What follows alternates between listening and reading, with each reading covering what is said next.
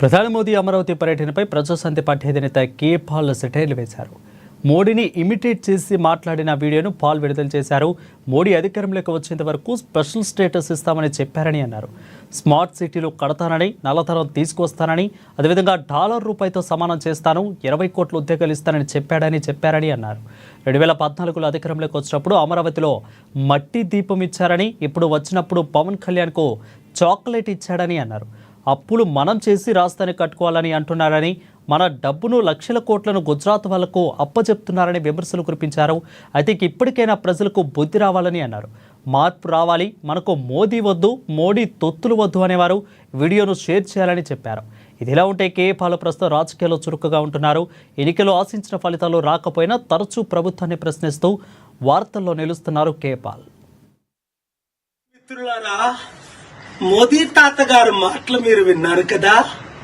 చంద్రబాబు గారు, బ్రదర్ పవన్ కళ్యాణ్, ఇది మనమే చేయాలి, మీరే చేయాలి. చంద్రబాబు గారు, బ్రదర్ పవన్ కళ్యాణ్, ఇది మనము చేయాలి,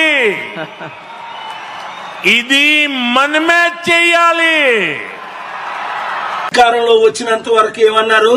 స్పెషల్ స్టేటస్ ఇస్తాను, స్మార్ట్ సిటీలు కడతాను, నల్లధనం తీసుకొస్తాను, అందరినీ శాంతిగా ఉంచుతాను, అద్భుతాలు చేస్తాను, డాలర్ రూపాయితో సమానం చేస్తాను, 20 కోట్ల ఉద్యోగాలు 10 సంవత్సరాలు ఇస్తాను.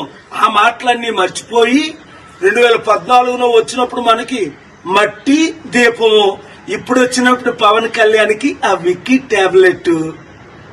అప్పులు మనం చేసి మన రాజధాని కట్టుకోవాలట.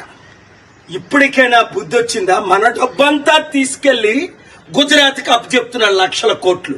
మార్పు రావాలి, మాకు మోదీ వద్దు, మోదీ తొత్తులు వద్దు అన్నవారందరూ క్లిక్ చేయండి, వీడియో ఫార్వర్డ్ చేయండి, మార్పు తీసుకురండి. తెలుగు మిత్రులారా,